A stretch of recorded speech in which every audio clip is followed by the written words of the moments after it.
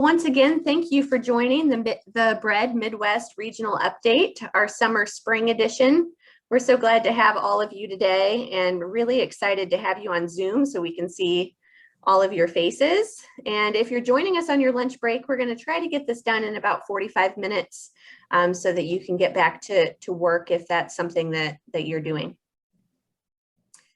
And I'll take us through the agenda.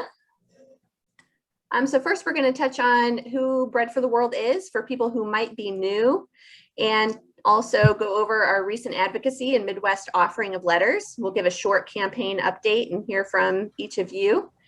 And then we'll do our legislative update. We'll hear a story from the field. We're really excited to have Charlie Gardner with us from Indiana. And then we'll talk through next steps, and we'll have some time for question and answer. And if anytime you have a question during our presentation, you can always feel free to put it in the chat, and we'll do our best to be responsive to questions throughout our time together today. So Pastor Marty, before we get started, would you be willing to lead us in a prayer? Certainly.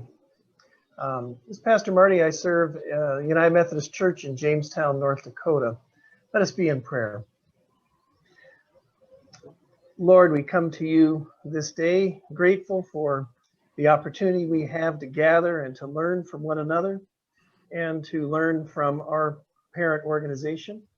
We thank you for those who are hard at work and providing us with information and keeping track of various initiatives in Capitol Hill. We also pray especially with those who are hungry in schools and in daycare settings, those who are hungry at home, those who are on the street and hungry, wondering where their next meal is coming from.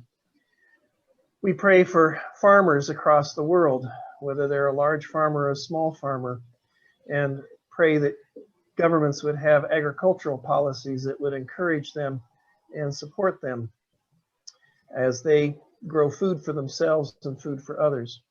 We thank you that you are one who sowed seeds of love and of wisdom and of mercy. And so we ask that you would be with our gathering as we sow seeds of organizing and advocacy. In Christ's name we pray. Amen. Amen. Thank you for that. So for those of you who might be new to these gatherings, we always like to give you just kind of a brief overview of who Bread for the World is. So Bread for the World is a collective Christian voice that urges our decision makers to end hunger, both at home and abroad. We do this through advocacy with Congress. We don't do any direct service, for those of you who might wonder. So we don't do any food banking or anything like that, but we do support those efforts.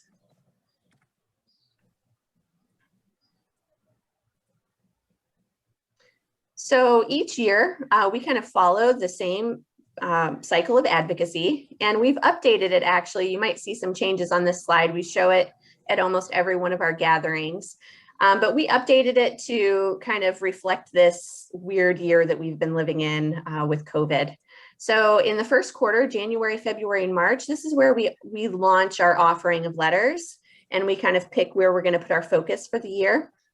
And we begin to do advocacy actions as needed. And then in the second quarter, which is where we're currently kind of living, that's when we start to really ramp up our offering of letters in churches, on campuses, and in small groups. And then we continue as needed to reach out to Congress and to take action on specific issues. And then in quarter three, we're really excited that our advocacy summit is coming up. We hope you'll join us for that. And then we do in-district meetings with our members of Congress in August. So that's something that we're preparing for, and we hope you'll join us. And then in quarter four, in October, November, and December, that's when we really reflect and come together to celebrate victories. And then, of course, Bread for the World Sunday is during this time as well.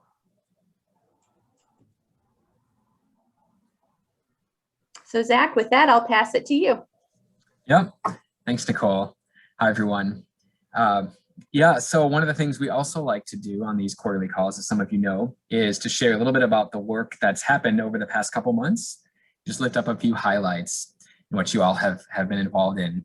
And so the first that we wanted to share is a number of you have made personal calls and emails to congressional staff asking them to sign a letter, bipartisan letter, which has asked for $300 million for global nutrition programs, which is up from the current $150 million.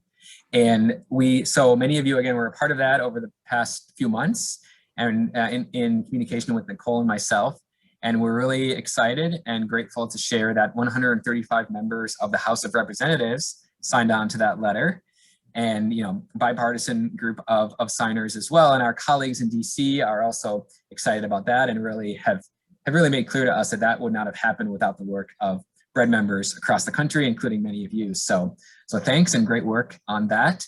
And also, these kinds of personal calls and emails that Nicole and I and Patty and other organizers will kind of support sometimes. This is something we do on a somewhat regular basis for different campaigns, different legislation. If you are interested but haven't been a part of that before, let us know. We'd love to include you the next time we have this kind of a mini campaign, and we get the information to you, the contact info for the staff.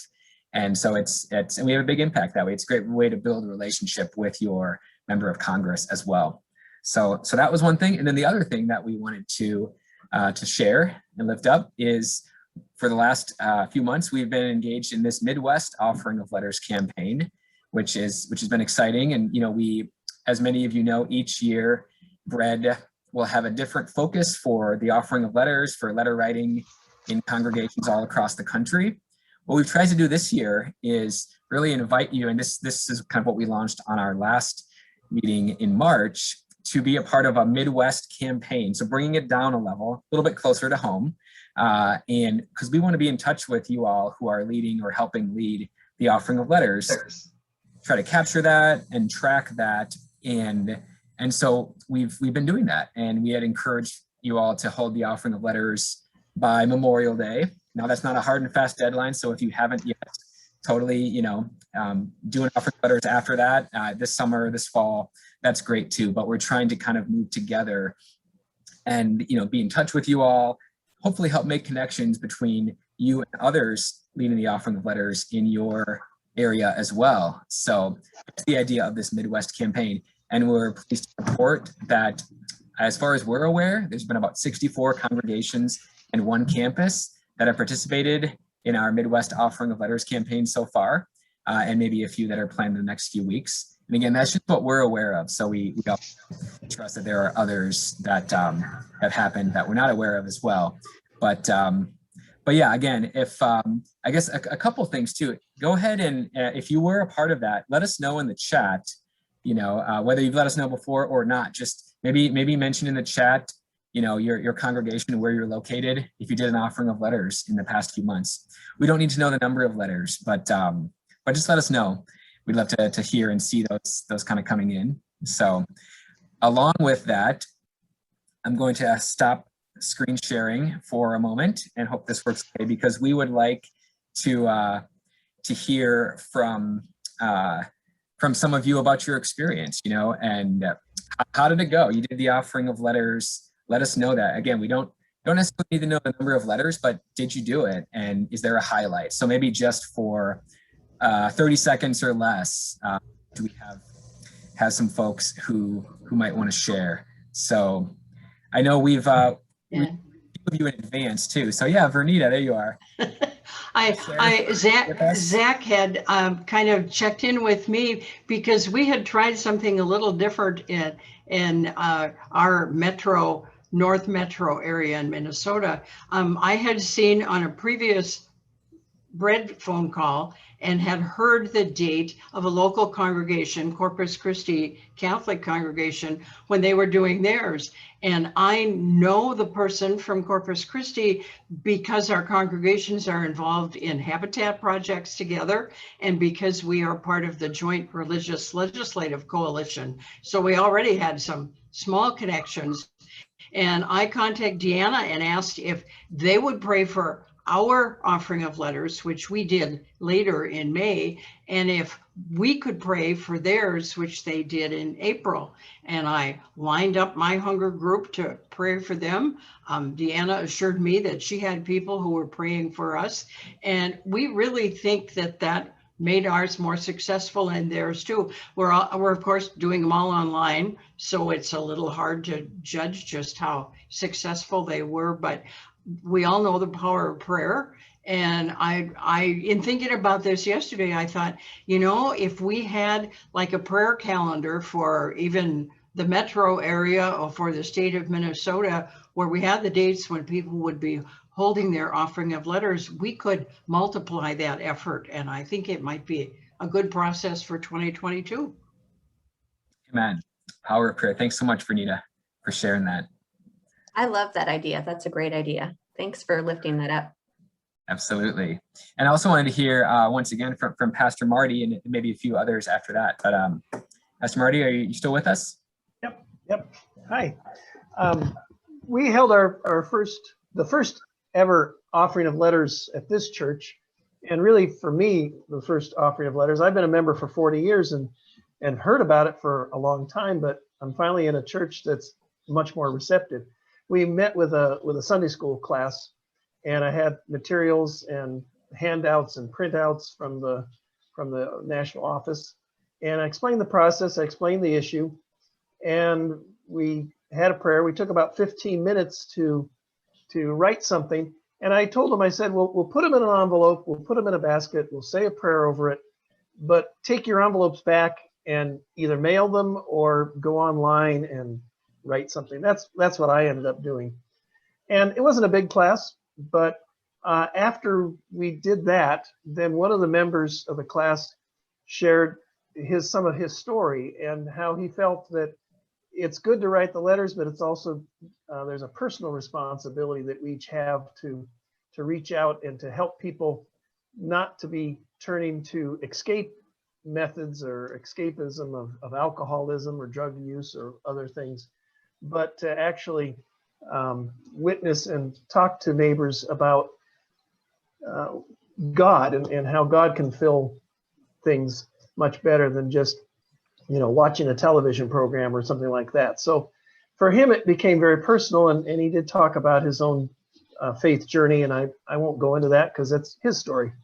But it was a very powerful moment after our time of sharing and advocating. So just lift that up to you all. Yes. Thanks so much, Pastor Marty.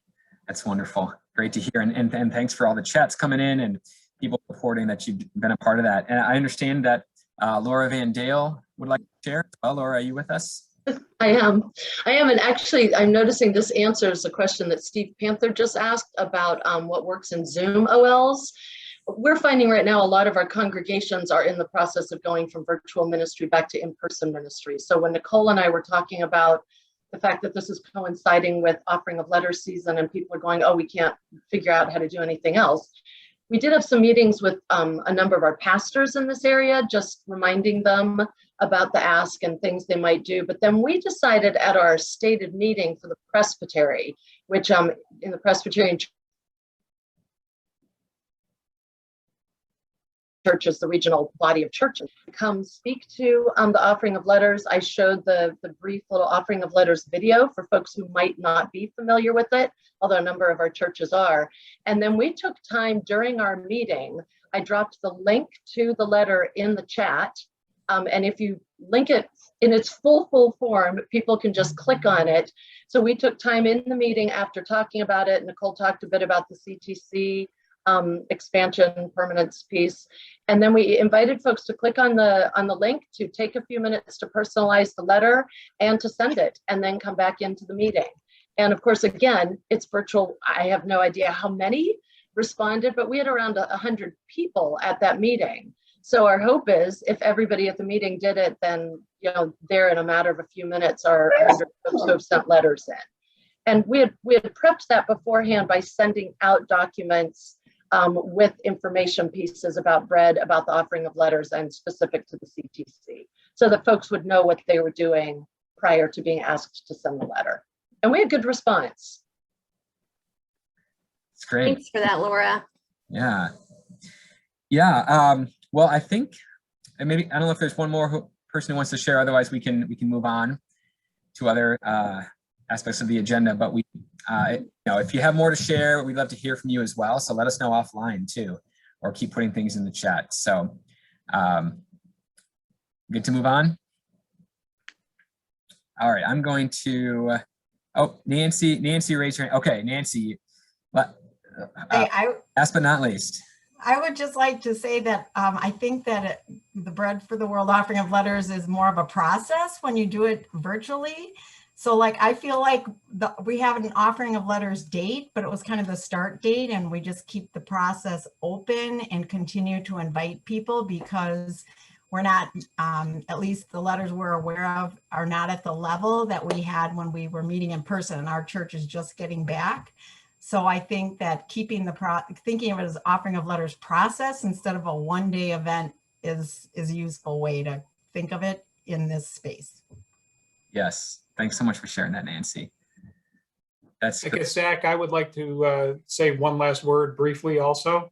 Okay, Rick, yep.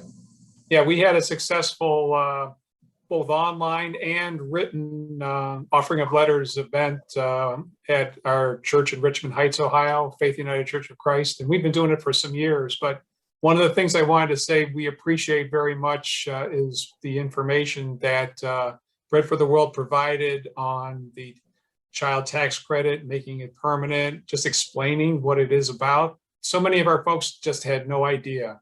And it really touched the hearts of folks. So thank you.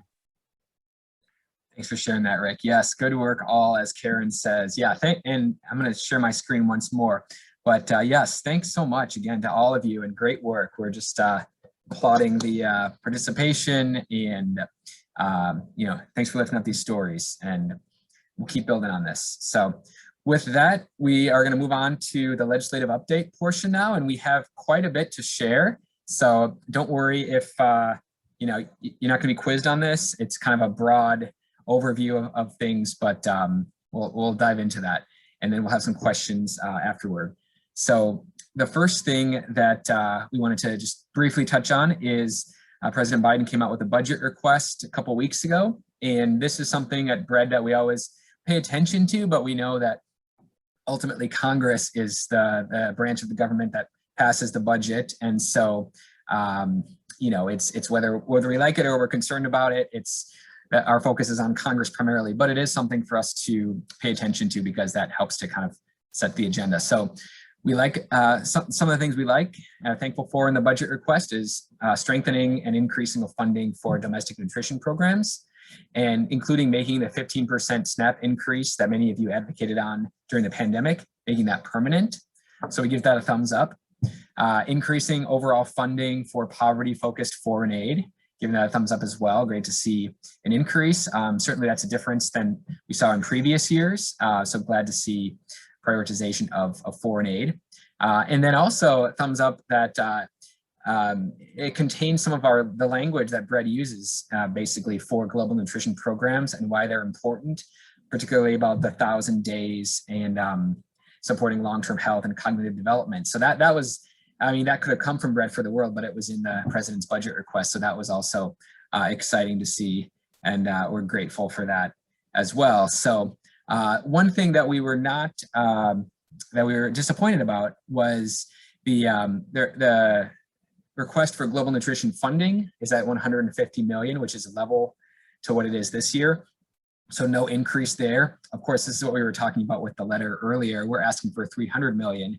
So my colleague still thinks that because of all the support we were able to build for this letter and in Congress, that we'll be able to get more than $150 million. But it was disappointing. We would have liked to have seen more from the president's request. So we'll keep on that. The other thing I wanted to share before I kick it back to Nicole is on global nutrition legislation.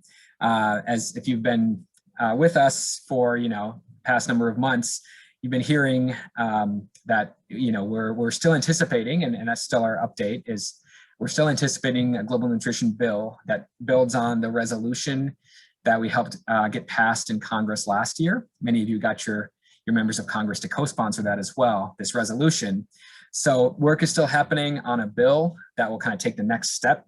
Happening behind the scenes, our colleague Ryan Quinn in DC is leading that effort, hopes to see a bill introduced this month. So hopefully by our advocacy summit in July, we'll have a bill out there, and then we're going to really, once it's introduced, move quickly on it. We want to hold a Zoom call, share what's in the bill, kind of why it's important, and then really hit the go button on building support for it. So definitely stay tuned for that. And with that, Nicole, you want to share a little more from our update? Sure. You know, I love talking about the child tax credit. Oh It's yeah. like my favorite. It might be because I have a lot of kids, but I don't know. Anyway, because of your advocacy earlier this year, many of you know that Congress included a historic one-year expansion of the child tax credit. At Bread for the World, we're very excited about this because we know that it has the potential to cut child poverty in half. And you all had a big part in that. So first and foremost, we want to say thank you. This is going to make a big difference for a lot of families. But that 1 year expansion is something that we're very concerned about. We'd like to see the child tax credit expansions be made permanent. We'd hate to see the progress that's been made, you know, the progress that will have been made come to an end. So we need to keep the pressure on Congress and keep the pressure on our new administration to make the child tax credit a priority and to make it permanent. And so because of that, we want to make you aware of a couple of things that you can help educate your congregations on. The IRS recently announced that beginning July 15th, it's going to start sending out those monthly payments to eligible families. So that's really exciting. Parents will receive $300 per child for children ages 6 and under, and then $250 per child for children ages 6 to 17. The IRS also announced that they're going to be opening a simplified filing tool this month that will allow non-tax filers to also claim the CTC. But we need your help. As many of you know, we're not a direct service organization, but we know that many of you are doing direct service in your communities. So you're in a unique position to help educate people. And we're working on an outreach campaign to ensure that families become educated about the child tax credit and know how to sign up for these monthly payments. We really have a great concern that the families who need it most might miss out on these payments because they're not sure how to file or how to navigate the IRS tool. So we know that many of you can help us get the word out. So if you're interested in joining that outreach campaign, we invite you to be in touch with Zach or myself or our colleague Patty in Indiana to find out how you can get the tools to start educating people in your community. And we can go to the next one, Zach. Can you see it now, Nicole? Yes. Okay. All right, so many of you are aware and have already been reaching out to your members of Congress about the infrastructure bill. We've taken an interest in the infrastructure bill because of the human infrastructure priorities that are in that bill. Within that is the child tax credit. So there's some proposals to expand the child tax credit further. We, again, are pushing for permanence. There's been some talk that they may expand it for 5 years, which is great, but we feel like that doesn't go far enough. And to also expand the earned income tax credit. We'd like to see our government waive recertification requirements for Medicaid and WIC. Again, this doesn't cost much, but it really helps families to not have to jump through those additional hoops of recertification.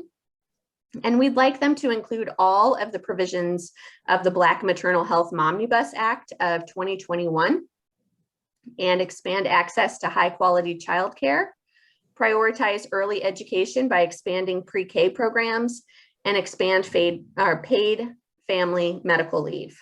As many of you know, programs like WIC encourage breastfeeding. They encourage the good nutrition standards, and they have a lot of goals for families during that time. And when a mom doesn't have the ability to take paid leave, she often has to return to work immediately after giving birth. And we know that kind of undermines the efforts of other programs that we advocate for, which is why we're taking an interest in paid leave. Now that was a lot. I feel like I just gave you a ton of information. So I just want to open it up right now for questions for anyone that may have questions on any of the things that Zach and I just touched on. I do see a question in the chat. It says, I'm working with asylum seekers who do not have a work permit and therefore no income. Could this be possible? I'm assuming you're asking if they could access the child tax credit. That is a good question. Sergio, are you on the call? I thought I saw Sergio enter the room, our colleague from government relations. Hey, Sergio. I feel like you can answer this question better than me. Do you mind if I pass that to you? Yes. So right now, to access the child tax credit, you must have a social security number. So there are some you must have filed in so yeah, if they do have a social security number, I think they could access it. But if they don't, they will not. One of the things in the expanded child tax credit is that you would need zero income to access it. So, but before people could have accessed it with what's known as an ITIN number, but now it's required that you have a social security number. Thank you for that, Sergio. You can stick with us in case we get stumped on any other ones. Yes, that's what I was just going to say. Just to add to that, there's a couple more questions, maybe Sergio, that about Mary Johnson asks about, is there an expanded EITC? And then Dawn asks, can you speak a little bit more about the Black Maternal Health Act?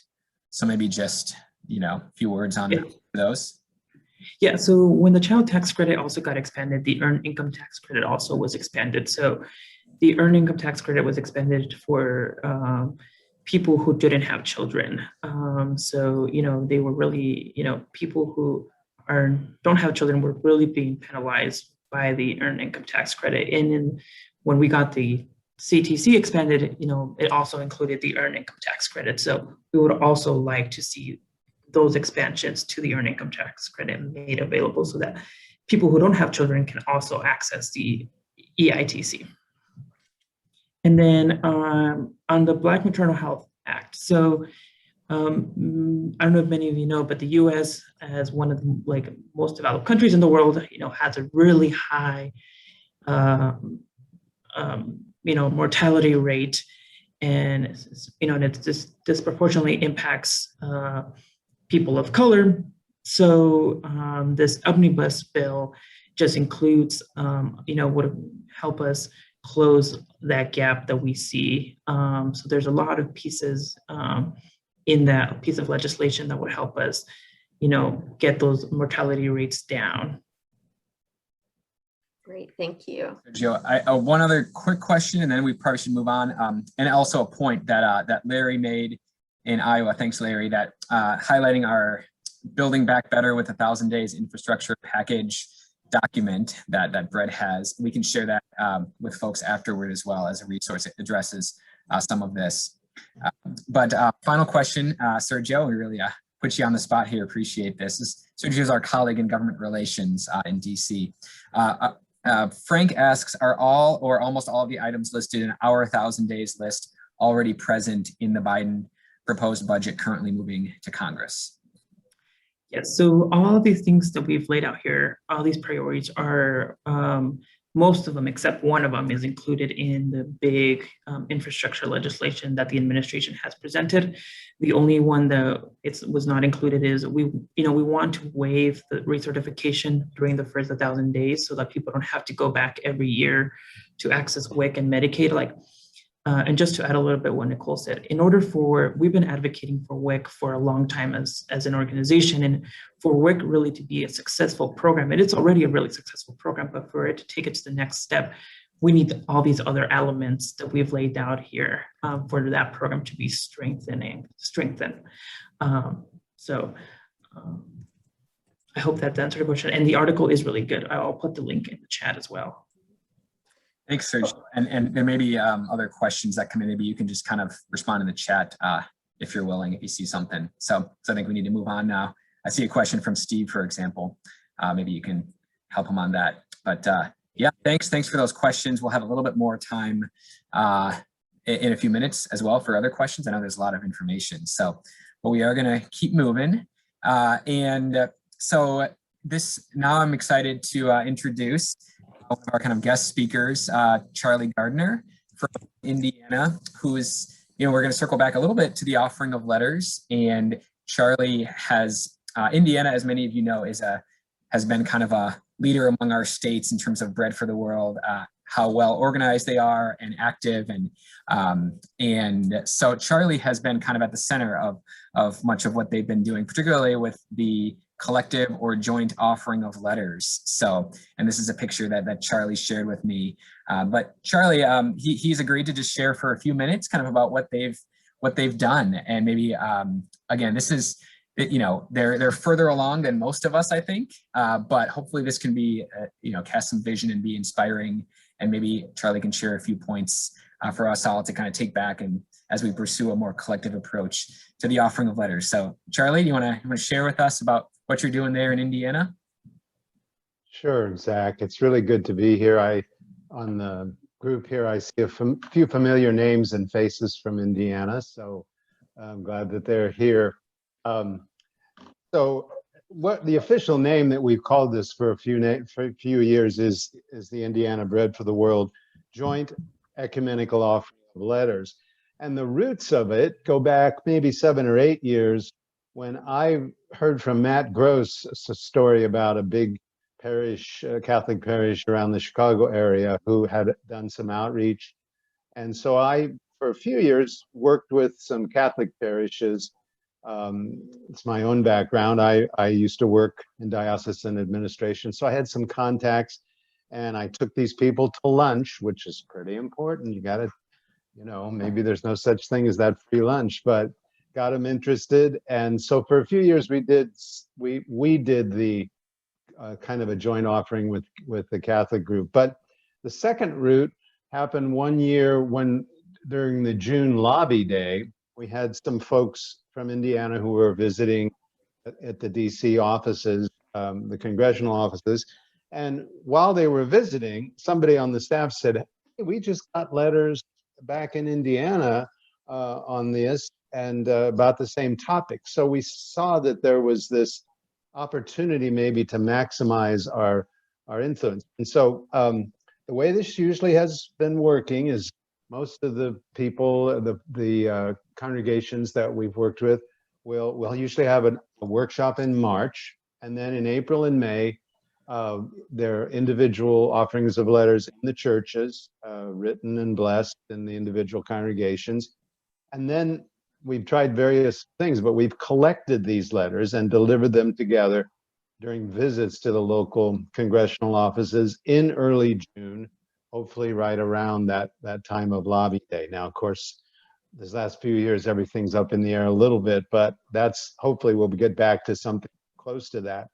So about 5 years ago, we did our first joint ecumenical offering of letters, and we had 42 churches, mostly in central Indiana, delivering about 3,600 letters. So they mounted up. People, of course, did different types of letters. Some were hybrid, some were handwritten, some were not too much more than signatures, but everything in between. So that was 2017. And then, Zach, maybe you could do that photo again. In 2018, this photo is from the second year we did this, and this was with Senator Donnelly. He's no longer with us, but he was very supportive. And there were 52 churches. So we had 10 more that year and about 4,100 letters. So some more letters. And this is just, you can see the pile there on the desk in his office. 2019, we kept about the same number of churches, maybe a few fewer. And then we delivered about 4,500 letters. So we were able to increase that. So despite the pandemic last year, we were able to maintain our number. Zach, you could perhaps go ahead and close that. Maintain our number of participating congregations around 46. Of course, the letters were fewer because of most of them had to be emails and done from home. This year, we have about 65 congregations in all 9 of our congressional districts. That's something we're excited about to expand a bit. Still a lot, of course, in central Indiana, but thanks to Patty Case's help and others, we've been able to help to expand that. And most intend to write or send emails during May and June. So we're about a month behind where we normally would be. And I've asked them to report back to me by June 30th so we could share this. So maybe just say about why we do this. And I think there's 3 things. It maximizes our input, our impact to our senators and representatives, especially when we can combine the physical letter delivery with the local office visits.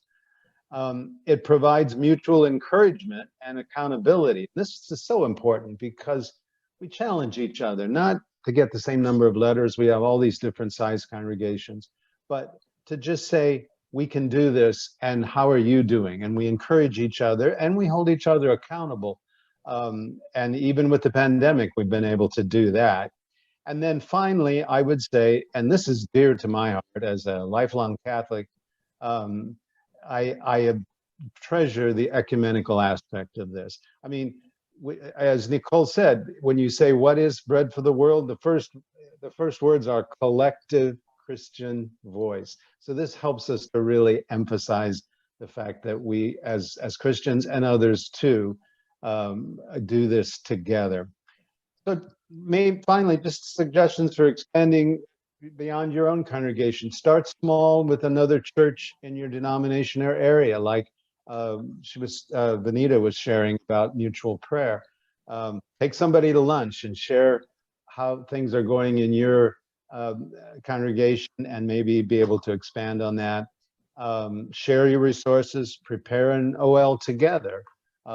Work together with at least one other parish or one other congregation, and then follow up and keep in touch. That's so important, especially this year. It's been really important. So anyway, it's been a great experience for us, and we hope we can continue to keep growing, and just appreciate as I say, the accountability and the encouragement we have together. Thanks, Zach. Thanks so much, Charlie. And yes, I echo Patty's well done, she says, Patty O'Callahan. Yeah, thanks for sharing that. And maybe, do you want to put your contact information in the chat? If you'd be willing. Charlie has agreed to be kind of a resource as well. Certainly Nicole and I and Patty Case are resources. We'd love to kind of connect with you and connect you with others as well as we pursue this mutual encouragement and accountability of a collective model. So thanks again, Charlie, and great work. Keep it up there in Indiana. All right, so I'm going to kind of move on now, and we're running a little behind, so we'll try to kind of plow through this last part and hopefully have time for just another question or two, and feel free to continue using the chat for questions as well. So of course, these meetings would not be complete without next steps. We have some for you. So first of all, register. We want to encourage you to register for the Advocacy Summit. The page is finally live. It's on July 12th and 13th, 12 p.m. to 4:30, bread.org/advocacy summit. You can check out kind of the what we have going on and register. So I'm going to encourage you to do that. And then kind of related to that, thinking of that as a spot on the calendar. So if you haven't held an offering of letters yet, we want to encourage you to do that before the Advocacy Summit. That'll help kind of strengthen our advocacy then and following. So that's another opportunity to do that. If you have, we want to encourage you to consider facilitating a right to food small group discussion. We talked a little bit about these on our last regional meeting, but maybe some of you missed that and have no idea what that's about. It's an opportunity for a deeper dive into issues of hunger and the right to food, making personal connections with why that's important, sharing with each other in a small group setting, and then considering some next steps. So we've helped facilitate or support a number of these discussions and would love to continue doing that. So reach out to us if you're interested. Our website for the offering of letters is there as well. We have some resources on both of those actions. Number 3, we are excited to again invite you to coffee with your bread organizer by state. This will be following the advocacy summit, so kind of mid-July, and we'll share the list, dates and times, and the links to join. You don't need to register, just join, but invite a few friends, chance to get to know your organizer, other bread members in your area a little bit more, and talk a little bit more about state-specific advocacy opportunities.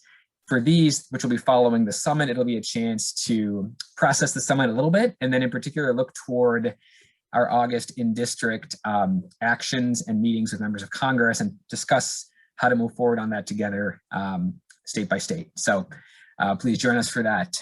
And again, we'll share that so you know you have the information. And then finally, and this is a little different, but those of you who are pastors, or if your pastor might be interested, our new president, Reverend Eugene Cho, is himself a pastor, really has a pastor's heart, would like to connect with groups of pastors and really better understand the challenges and opportunities facing pastors, so we can kind of figure out and discern as an organization how to be more effective and better resource for pastors and for churches. So we're hoping to hold some conversations among pastors with Reverend Cho here in the Midwest, maybe one, maybe multiple, depending on the level of interest. But if that's something that you're interested in and you're a pastor, or again, if you think your pastor might be interested, let us know, let me know. So that's that for the next steps. And so we'll share this again. Take a second if you want to jot down your coffee date and time, if you'd like, feel free, but we'll send this around afterward as well. You can see it's Thursday, July 15th, which is a couple of days after the advocacy summit. And then we move to the following week, Tuesday and Wednesday, the 20th and 21st for the remaining states. So again, hope you can join us for that. We will send this around. And with that, I'm going to stop sharing, and we'll see if there's any kind of final questions to address. Yeah, so feel free in the chat or raise your hand or something if there's any other questions. We're almost at time, and we're happy to stay in touch, or be in touch with you offline as well if you have a question that didn't get addressed. But anything else that I know we covered a whole lot of ground. So any other questions? And thanks, Charlie, again. Thanks for sharing your contact info as well in the chat. Not seeing anything yet. Nicole, are you seeing anything? I have one.